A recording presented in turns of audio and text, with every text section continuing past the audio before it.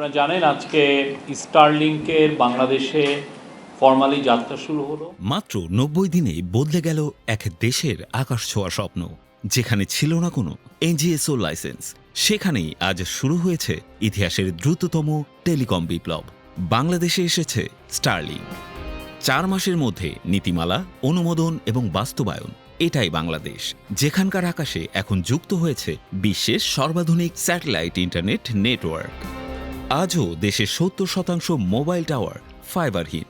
মাত্র ৩০০ এমবিপিএস ব্যান্ডউইথে চলছে হাজারো ব্যবহারকারীর ইন্টারনেট। এরপরও আমরা বলি ডিজিটাল বাংলাদেশ। সমাধান একটাই, স্টারলিংক। একটি মাত্র সেটআপ বক্স, দাম ৪৭,০০০ টাকা। এতেই মিলবে উচ্চ গতির ইন্টারনেট, লো লেটেন্সি, নিরবিচ্ছিন্ন সংযোগ। যে গতি সংসদ ভবনে চলে, সেই একই গতি আজ পৌঁছবে পাহাড়, হাওর আর গ্রাম বাংলায়। একজন উদ্যোক্তা একসাথে ২৫টি দোকানে ইন্টারনেট পৌঁছে দিতে পারেন। ওয়াইফাই রেঞ্জ ৫০ মিটার আর আইনি বাধা নেই। ব্যবসা করুন, শেয়ার করুন, বিক্রি করুন আপনার শর্তে। এটাই ডিজিটাল সমবায়, এটাই ওয়াইফাই লেডি মডেল। জাতীয় সার্বভৌমত্ব অক্ষুণ্ণ থাকবে। লোকাল গেটওয়ে বাধ্যতামূলক। সব ডিভাইস রেট, ভ্যাট ও এনওসির আওতায়।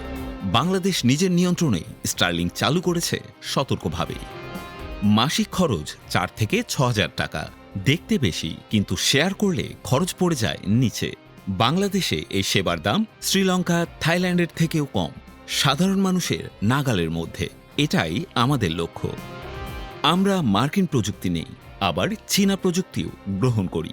বাংলাদেশ কারো পক্ষে নয়, আমরা পক্ষে আছি উন্নয়ন, স্বাধিকার আর উন্মুক্ত প্রযুক্তির বাজারের। এক জাতি, এক সংযোগ। গ্রাম আর শহরের বিভেদ নয়, এবার সমান গতি, সমান অধিকার।